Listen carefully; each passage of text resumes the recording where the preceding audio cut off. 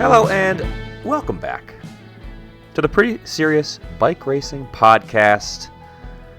I'm Dane Cash, and we had a little bit of a break there. Took a little week off to rest and recover, and we're back at it for one more show of 2023 before we head into off-season mode. Man, a whole week without talking bike racing with bike racing analyst extraordinaire Cosmo Catalano. It was tough. I'm glad to see you again, Cosmo. How are you? I am well. I made it through. I'm glad to hear that you are also well, given the circumstances of your previous absence. Yeah, just a little ouchy, just some serious soreness with me today, but pretty serious soreness? Pretty serious soreness, which is what happens when you get into a pretty serious crash situation. But yeah, we're okay. We're podding. We're back to it.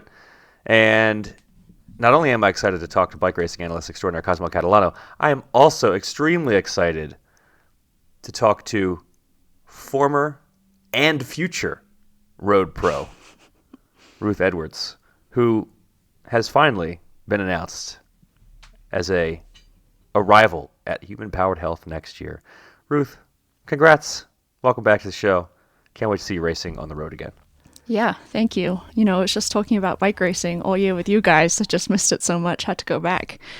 Nice. Well, we're going to really, it's going to be great next year when you're in the Peloton and we can talk about all of the things that you do on the show. It'll be a little weird, but it'll be really fun, I think. Yeah, super inside scoop. That's nice. Right, yeah. Was there something about the road Peloton that really, the one thing that made you say, I got to go back? In comparison to the gravel Peloton, or just in general? Well, both, either or.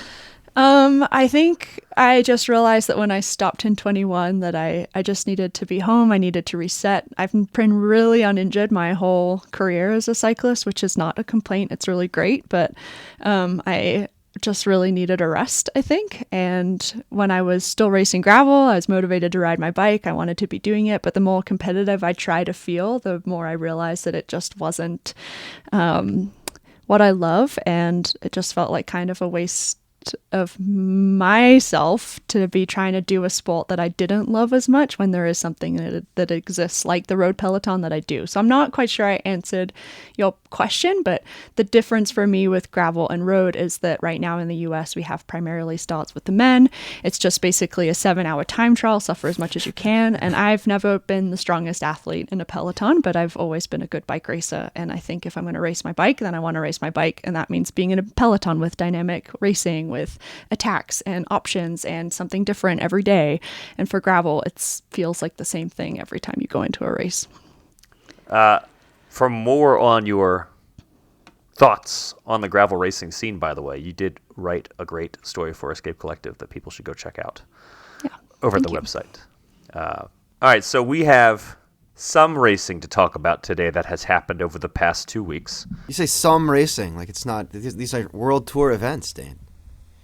We have some World Tour racing to discuss that has happened over the past 2 weeks. In China, not all of that racing was televised, so that kind of takes it down a little bit in terms of the esteem, you might say. But there was World Tour racing with some World Tour names going at it in Guangxi and Chongming Island in China. We had planned to have Johnny on last week to talk about the Tour of Guangxi from the ground, but we changed those plans when I, had a little bit of an incident on the bicycle. So we're just going to have to talk about the racing that we were able to see. The other thing we're going to do this show is do a little season-long retrospective analysis. What were our takeaways from the year? Who were the riders? What were the moments? That sort of thing. That really made this season what it was. And we'll also look a little bit ahead to next year.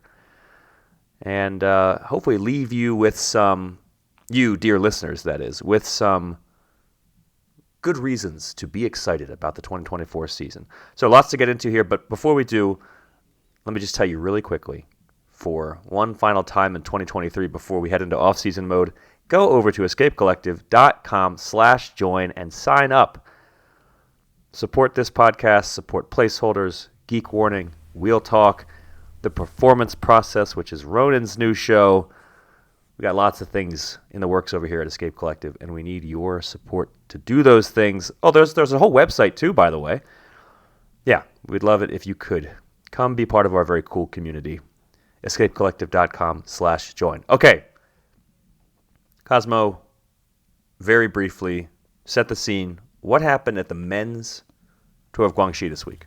The men's tour of Guangxi technically might have been last week, but Last week. yeah, a lot of group sprints on really big roads in areas probably putting up money to bring in the international awareness and economic development. That said, some of the circuit courses were pretty good. They definitely are trying to break the field up a little bit. One of the group sprints was noticeably smaller than the rest. And then there was stage 4, where there was an uphill finish, and Milan Vader basically was at the front of the field and felt good and rode even harder and got some space and barely made it to the finish line. Fell over after the finish line, I think because the organizers were not thinking this was a fall over after the finish line finish. Both he and Remy Rojas? Yeah, they were. Rojas almost caught him, didn't quite catch him. That was the GC difference. 2 more big sprint stages, and then a women's race, at least at Guangxi, that no one could see, which is, I think, against the rules for a World Tour race. It is, yeah. But it was another win for Jumbo. It was close in terms of numbers, but it didn't, in terms of like seconds on GC, but there, like I said, it really was, it's still kind of, there was a group sprint inevitability kind of on most of the days, and it was really hold your place, don't lose bonus seconds, don't let dangerous breaks get away. But, it seems to be moving towards being, at least on the men's side, more of a serious attempt at a bike race. Pretty Which serious. Sounds bad, but I mean, I think there's kind of a history of races just kind of getting thrown at the back of the calendar, and there's sort of like, okay, we'll put up some fencing and a finish line camera. And it looks sort of like someone with an eye on a good bike race, wanting to have some sort of thing that wasn't, 5 group sprints and a GC stage, put this together.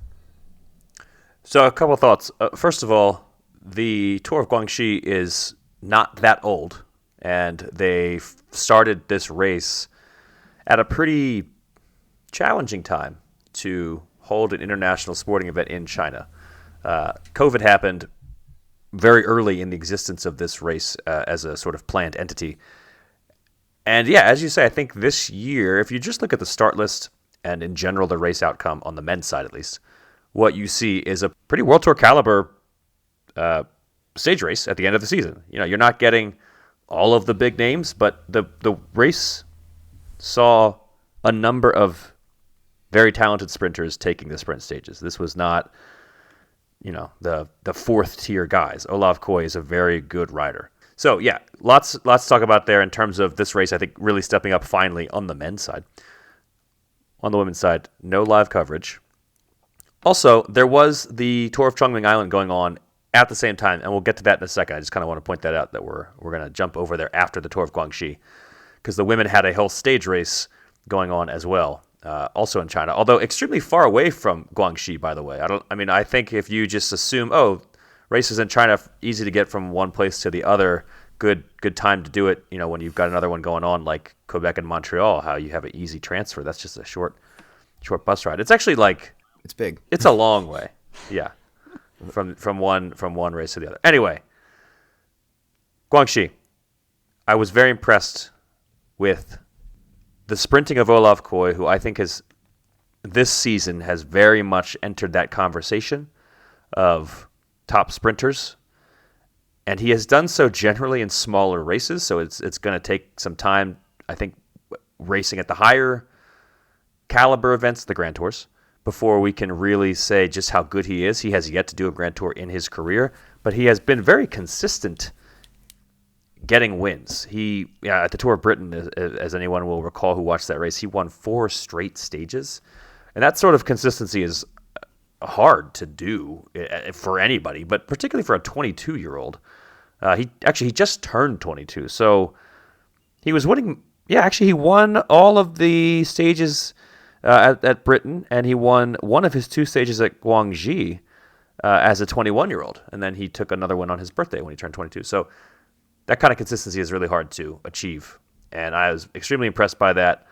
And, I'm sure there will be some questions over at Jumbo-Visma about how to juggle this young man's sprinting aspirations when that team has, I'm sure they'll be just fine. a few. They've done a great job of balancing everyone's ambitions this year. Certainly the lack of sponsor pressure will make it easier. Yeah, hopefully Mr. Coy will get his opportunities, but, they do have some GC talents. So we'll see how that goes. Any other, big things that stood out to you guys from Guangxi? I mean, Viviani won her bike race, which is convincingly, great. considering First time in a long time. I honestly didn't pay that much attention to this race, but I saw that he'd won, and I was like pretty excited. And then I saw Jumbo-Visma won, and I was like, yeah, okay, they're winning everything. But yeah, I mean, I think I've been a fan of him for a long time. So it's just, I didn't know it'd been 4 years, actually. I think I read that online somewhere since he'd won a World Tour race. So thought that was cool to see. He's still alive, winning a little bit now, I guess. His signing with Ineos was actually really great for both parties because they're not going to give him a ton of support in the big races, and he probably doesn't merit it, but he gets to go to races like Guangxi and get a World Tour win for the first time in 4 years. Good for him. Elia Viviani, Cosmo, we had a conversation with him like 5 years ago. I was going to say, I feel like he's sort of a friend of the pod, or friend of the like anybody who came on our previous show relatively early in our careers as podcasters, I have some affinity for. So thanks, Elia. Congrats on the win. He basically hadn't won anything since. It hadn't been long after that appearance that he went into his winning drought. So good for him. He's got Olympic aspirations, so he's got other things on his mind, but he was able to take that win. Milan Vader also, I think we should probably give a shout out to the guy who won the bike race, the overall. Milan Vader is not a young rider. He's 27. He has been in and around, the athletic scene for a little while now, but he really came into his own basically in the last few months. He was on the podium with Tour of Slovakia. And, yeah, Guangxi. He really only needed to do really, really well on one stage at Guangxi because there was only one GC stage. As you pointed out, he made it over the line, and that's all he needed to do. It didn't really matter if he fell off his bike right after that. But, yeah, good on you, Milan Vader. And the final World Tour GC win of the year. I think that's, Olaf Koy, Milan Vader, Jonathan Milan took a stage, Elia Viviani, Juan Sebastian Milano. They had a nice sort of diverse array of names that won the various sprint stages. Not sure there's much else to say. Let's talk Chongming Island. What happened at Chongming Island? It was sort of like an earlier version of the Tour of Guangxi, where they had a whole lot of big, wide roads and group sprint finishes. The entire GC was determined on bonus seconds based on positioning in the sprint. Did pass the leader's jersey around between the three stages, but it was sort of decided by bad positioning and Chiara Consoni being super consistent and taking the win on bonus time. And she's been consistent, so rock on. We did get some kind of cool finish shots. It looked like they had a big, long wire camera along the final 400, 500 meters of every stage, in addition to the helicopter. It might have been a drone, but it was very stable. And it was kind of cool to see. It was sort of like the less exciting, more revealing version of the Champs-Élysées rail camera, kind of covering the group sprint from the side. I'm just wondering if they're practicing new tech or they're just like, hey, we need to find some way to make this more compelling.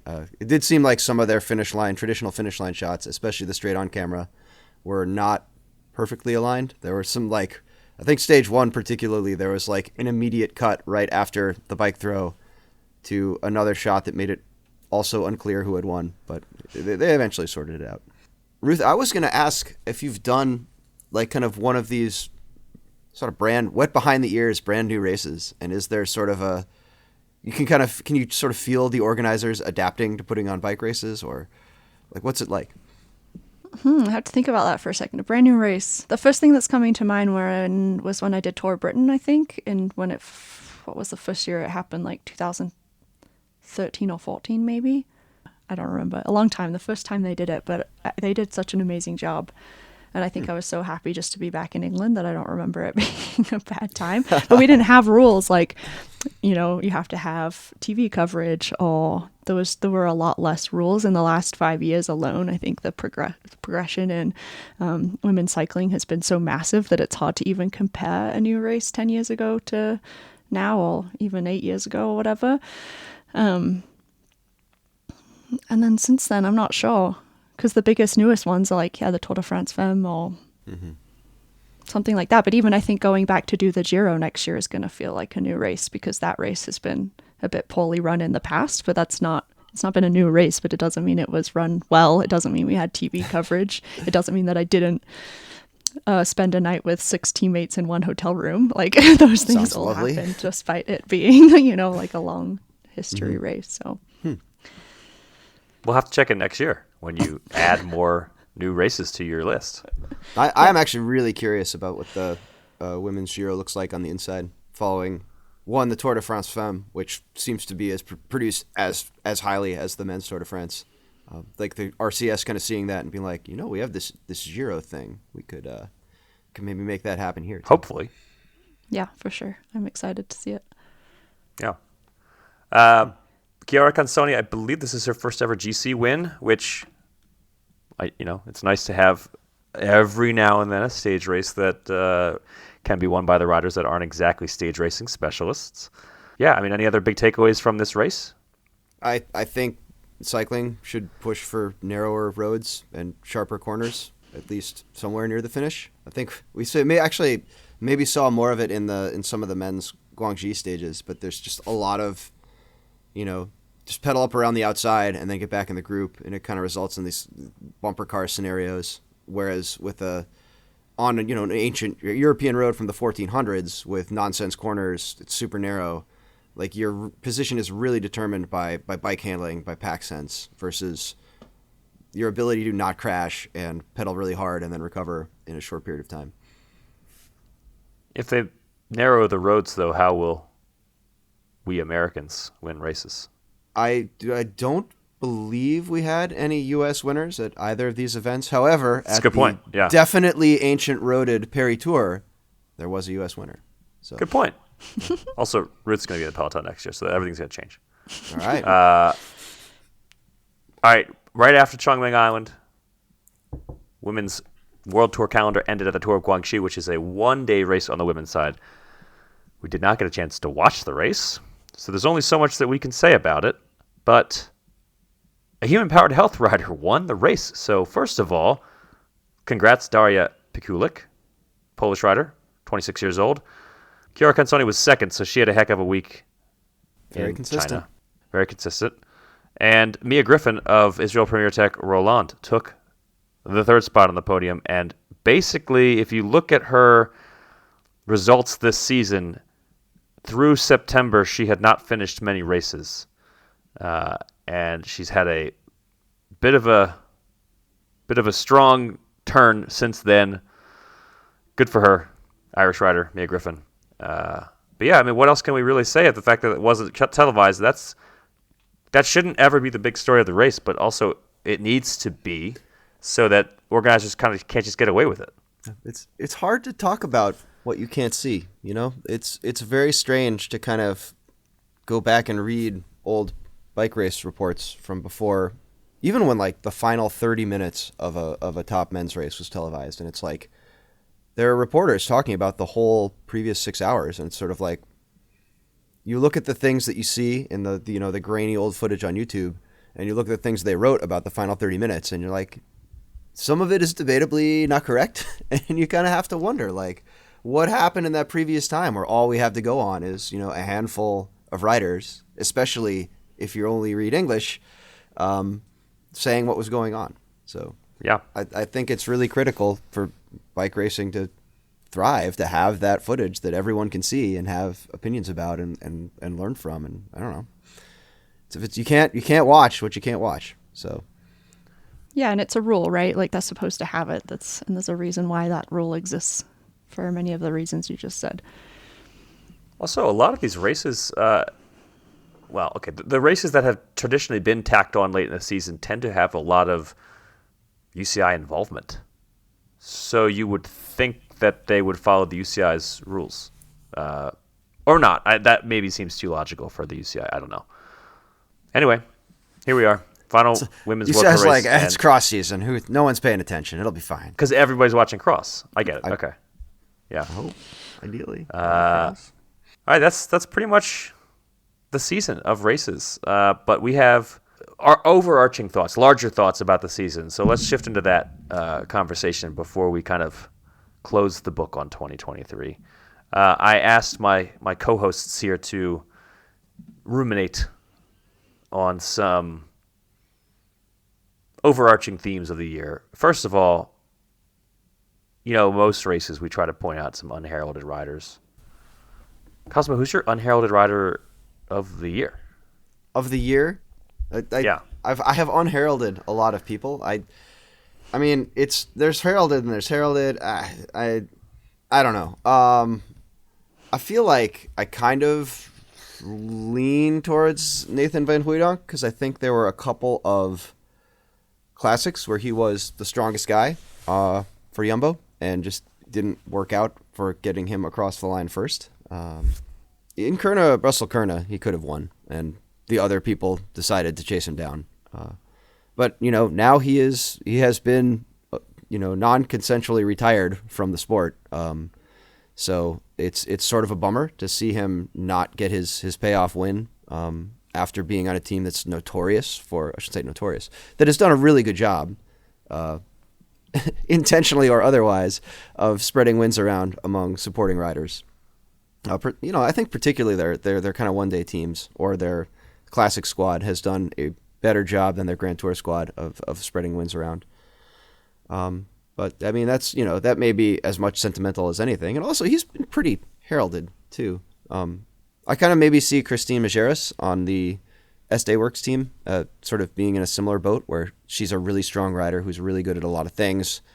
Depending on race situation, she could easily have won a couple times this year and just kind of put it on the back burner. But she's also been, she's 36. Like, she's won a lot of stuff. She did win the Luxembourg title against the other 7 people in Luxembourg, so good for her. Yeah, that's. I guess if I'm looking at season-long unheralded riders, I'm looking at the ones who did the most work for the best teams with the least heralding. So I think if there's a Lifetime Achievement Award, you know how the Academy Awards always do that. Myris is like the Lifetime Achievement unheralded rider because she's been doing this for so long with so little heralding. Good for her. Yeah. Ruth, I'm reading the run sheet here, and so the listeners don't know, but I know what you're going to say, but I want you to say it. Tell me who your unheralded riders of the year are. I had put down that I don't love this question because I feel like such a tiny percentage of everybody that is competing in bike races wins the bike race, and then there's literally almost everybody else that doesn't win the bike race. And I think when you're looking at an overall year, like, how do you pick one teammate? Like, does somebody on every team that does every bike race, and very rarely do they get to have a win. So I thought it was just kind of a hard question to answer, and I couldn't think of just one person that did a better job of being a teammate than everybody else. And then my brain just tends to just go to people I know, and I'm like, well, that's not fair. You can't just pick Loretta Hansen because Loretta Hansen and she's a great person. But I think that's fair. But that's fair. There's a Loretta Hansen on every team. It's just not fair to all the other Loretta Hansens that I don't know as well. So we need a Loretta Hansen off to determine which Loretta Hansen is the most Loretta Hansen. Who's the most? I don't think anybody can beat Loretta Hansen, but I think we have a winner then. Yeah. I should also point out that I don't necessarily just mean the domestique who worked really hard that nobody paid attention to, but also anybody who got decent results but didn't get much credit for it. Yeah. Also, I think they fit the bill for heralding. But as the person who wrote this question, I do somewhat feel personally attacked that you literally wrote, "I don't love this question." Well, I don't.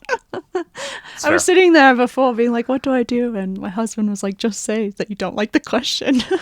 I did say before this show that, if we have any good hot takes, we should throw them in here. And that's a hot take, attacking the questioner. All right. Is that really an attack, Dane? I Is it take really it an up. attack? Yeah. Yeah.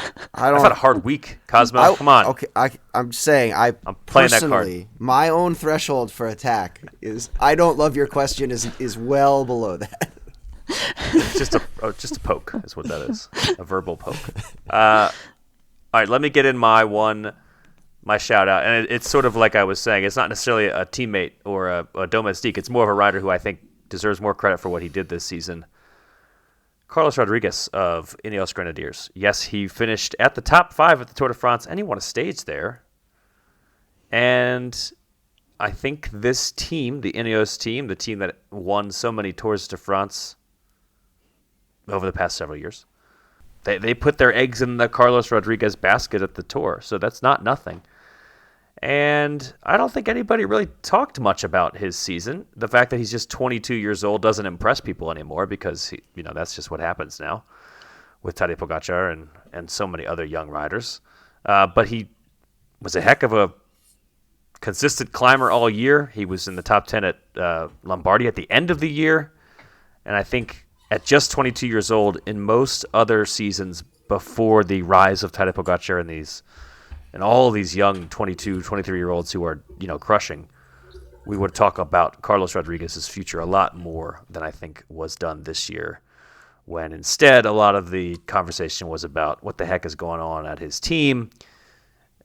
And again, there's sort of a team dynamic of if he's on another team, I think people are more excited about a 5th-place finish at the Tour de France from a 22-year-old. But it's Ineos, so it's more like, wow, that's it. And I feel bad for young Carlos Rodriguez. It's not his fault that he's not getting enough heralding, so I'm going to herald Carlos Rodriguez, the Spanish national champion from last year who went on to take a stage in 5th overall at the Tour de France. Looking forward to seeing what he does next year. Maybe he'll continue to get better. Mm-hmm. And if he follows that trajectory of most 22-year-olds from several years ago, then he could be really good. Or in 2023, maybe this is what he is now, and that's why nobody has done enough heralding of him. We'll see. I can remember when Ineos/Sky Riders used to get better while they rode for Sky. That did happen. That happened once upon a time. Yeah. A long time ago in a galaxy far, far away. All right. What were some of the moments that made the season for us? Ruth? I loved Worlds. The Super Worlds was really fun. It was like awesome. 2 weeks of bike racing to have on the TV? I mean, as a huge dork with bikes, I thought it was great.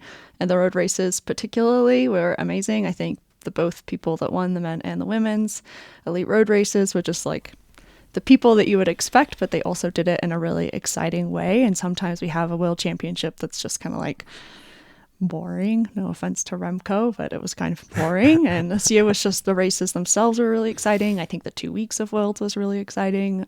I really liked that. I'd also like to just add that the US men, I thought, did a really good job this year, and it was really fun to watch a bunch of different guys. I think in the past, the women in the US have kind of like been a lot better, and not that it's a competition, but definitely I think due to some crashing and unfortunate circumstances, the US women did a little less good than they typically do, but the men for sure upped it this year a lot more, and you've been slowly seeing that grow the last couple of years, but this year I think was super cool. So those are my two big, I think, takeaways when I think about Worlds. And then for the women's side, SD Works just won everything, which wasn't unfun to watch, but I think just in general, Worlds was the big one. And then watching the men's US side rise was pretty fun.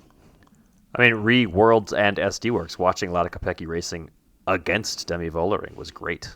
Yeah. And highly entertaining. And winning for Belgium against, a Dutch team that was strong as heck. We all knew that they would be. But yeah, that was a pretty entertaining finale with all those big hitters, most of whom ride as teammates most of the year. Yeah, it was such a good race. Cosmo? I was going to say the chaos amongst Jumbo at the Vuelta.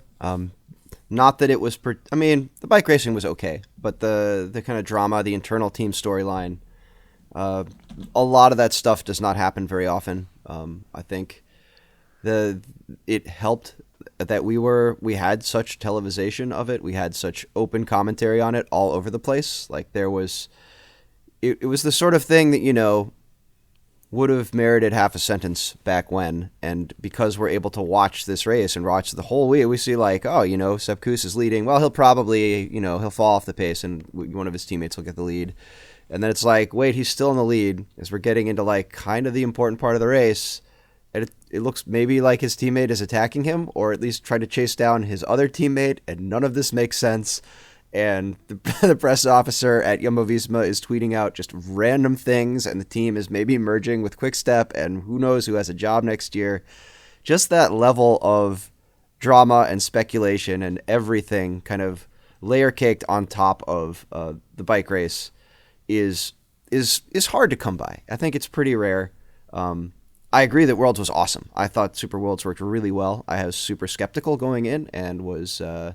I didn't express my skepticism, so I didn't have to eat my words or shut up, but I thought it worked really well. But I think this sort of high drama around a bike race, and because it was a grand tour around a bike race for like a week, that is a pretty special thing, and that really made the season for me.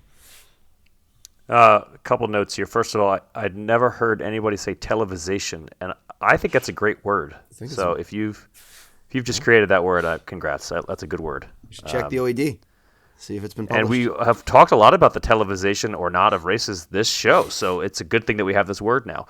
Second of all, I think that I have been accused of taking victory laps after the Vuelta was such an entertaining race, which I say is going to happen every year. And Johnny Long said, I've been taking victory laps as often as I can because of how entertaining the Vuelta was. But this is going to be our last show before we head into off-season mode, so it's going to be a few months before I get a chance to do it again. So one last time, as we said, the Vuelta was highly entertaining. It really was. And I don't think there's been this much excitement around it for a while. I agree. And, all right, for me, I completely agree with both of those. So my other sort of moment of the season was Tadej Pogacar's amazing into his radio, and then we heard it. I'm gone when he imploded and essentially went from being just a little bit down after the time trial to Jonas Vingegaard to essentially being no longer in contention to win the Tour de France on the 17th stage of the race, heading to Courchevel. That was, for me, the entertainment of that Tour de France. It's hard to match that in the past several years, and that was the moment where, it was sort of the climactic moment of the race. And there were other moments in that race before that made it highly entertaining, when Pogacar struck back after losing some time, and then it was like, okay, this is going to be a race. And then, that moment, and the fact that we got to hear that, to me, that was the big success of the hearing the team radios storyline of the year. So thanks to Tadej Pogacar for giving us such entertainment at your own expense. I bet you were not happy when that happened, but we all got to enjoy some high drama, sports drama, so thanks for that. And, Tadej did win 2 monuments this year, so he had a heck of a season, and I'm sure he's still at least pleased with some of the things he did this year. So thanks, Tadej Pogacar, and thanks, Jonas Vingegaard, for giving us such a great tour. All right, the last sort of general question is hopefully to give our listeners sort of a cliffhanger vibe. What are we most excited about for next year? Cosmo? I am kind of playing off my Vuelta response. I'm excited for the continued fallout from the failed merger of Jumbo-Visma and Soudal Quick-Step, I guess. A lot of riders basically for several weeks, got told that they were not important enough or good enough to rejoin this new future team. And now I think they are still riding for the team that told them that. At least many of them are. There is some question over whether share a bike, rent a bike. What's the sponsor? Lisa Bike. Lisa Bike, thank you. I don't think we have numbers that say, yes, this is replacing Jumbo entirely. It may be just sort of sustaining the investment through the next season. So there may still be this sort of fiscal cliff looming over what has been the most dominant team this season, despite not leading the World Tour rankings, which is a whole other thing. And I think there's, looking at how well Jumbo rode this season and then looking at how much better SD Works rode this season, kind of is there a similar saga about to play out on the women's side where you have a team with a lot of really strong riders who are going to be worth a lot of money. Are they going to be able to find that money? How are they going to segment that, decide who they keep and who they get rid of? Like, how are other teams, other sponsors going to try and take advantage of that? I think it's, these are questions that are looming or unresolved and will have a huge impact on, what the peloton looks like and how it performs next season. Ruth? Yeah, I'm excited for Cavendish to be racing again. I'm a huge Cavendish fan. I always have been. And I don't know. I didn't think I was convinced that he would continue to race again, but when he put that video out, I was excited. I'm excited to see that hopefully magical storyline play out. And then for the women, I think that not having Annemiek van Vleuten in the peloton is really huge change. She's dictated so much. I think a little less in the last 2 years since I've stopped racing, but as someone who quit racing when she was still so dominant over everything in 21, it just seemed like she would attack and everyone was just waiting to see what she would do and to go.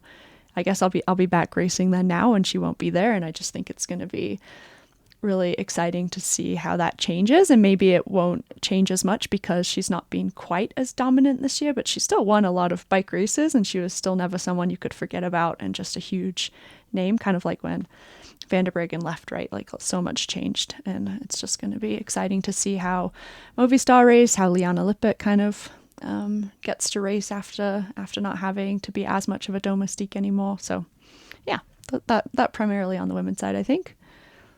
I think it's a great example of how dominant she has been when she wins the Giro and the Vuelta. And yet, you're right, she still wasn't as good maybe as she has been recently. That's how good she was for so long. And I think it's going to be a big, it'll be just a different peloton without her. I do hope that people took lessons from the P-break attack at the Vuelta and we see more cutthroat attempts to shake up SD Works, assuming they are as dominant next year as they were this year. It is not fair. It is not nice. It is not friendly. But it's bike racing, and I think it made for pretty good bike racing. I thought the finale of that race with the fog and the mountains and Annemiek getting dropped, all that was just outstanding. And it was outstanding because she very uncouthly attacked a P-break a few days earlier. Is it Carlton Kirby who always says all's fair in love, war, and sprinting? I think you can just kind of extend that to bike racing in general. Love, war, and bike racing. Yeah. Fair. I am very excited for, on the women's side, I don't want to belabor the SD Works point, but look, they finished. I mean, they had basically 4 of the top 5 ranked riders this year. I really want to see more Kopecky-Vollering battles, and I think we might get that with Kopecky wearing the world champion's jersey, racing so well at the Tour de France, which is something that we didn't expect. I am very intrigued as to how this team is going to juggle these 2 super talents. They've done very well so far over the many years that they have had so many talented riders. But I think this is, I don't want to say it's uncharted territory for them, but they haven't had 2 riders of this caliber at this peak ability head-to-head in certain races where I think they're going to be potentially both of them vying for results. We saw a little bit of it at Strade, and then they managed to kind of bury the hatchet a little bit. But I think we might get more of that next year, and it's going to be entertaining, to say the least. So yeah, that'll be great. If any of them, that is, can beat Ruth Edwards as she returns to the pro peloton.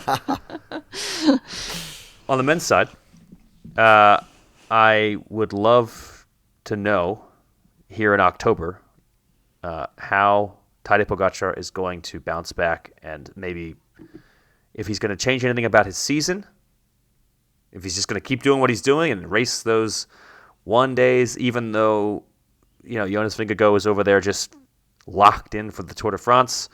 I think the Tadej Pogačar show will continue, and I think we are very lucky as fans to be able to see everything that he does while also trying to target the Tour de France. It's just something that we have not seen in a very long time.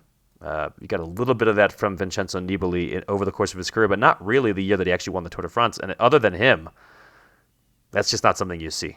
We have not really seen that from anybody until Tadej Pogačar for like a decade or two. So I am very much looking forward to seeing whether Tadej Pogačar will still be targeting the Tour of Flanders type races. And if so, how can he manage to take on the Jumbo-Visma juggernaut at the Tour de France? Cliffhanger. We'll see. I think that's it for us today and for the Pretty Serious Bike Racing Podcast in the 2023 season. Fortunately, I mean, it's not that long until racing starts again, so you won't have to go that long without hearing us. You already made it, this 2-week little break unplanned that we took here. So you can probably make it through the off-season, dear listeners. And in the meantime, you will still have plenty of placeholders action to talk bike racing, plenty of wheel talk, plenty of geek warning, performance process, and of course, everything over at escapecollective.com. Ruth, this is the last time we're going to do a podcast with you where you're a former road pro and current gravel pro. So best of luck to you as you embark on a new / old career path. Yeah, thank you so much. I'm excited. 2023 was a great year for bike racing, and I'm excited to be part of it for 2024. Can't wait to see you racing in the Peloton next year. That's going to be super exciting. Looking forward to it, and good luck. And in the meantime, I hope everybody has a lovely road racing off season. Remember that you can watch cyclocross. I have to say that. Thank you. Because Cosmo's here. No, and it's good. Cyclocross is so fun. The racing this weekend was good. Watch it. Does Kaylee still listen? Kaylee, did you hear that? Good question. All right, enjoy the off season, everybody. We'll be back in 2024. Thanks so much for listening. I had a blast. Did you guys have a blast this year? I hope you did. Yeah. If you didn't, I'm going to edit it out anyway. Well, I Such a said good yeah year. already. So Yeah, good. Okay. All right. Have a good one. Be safe. And until next time, this has been the Pretty Serious Bike Racing Podcast.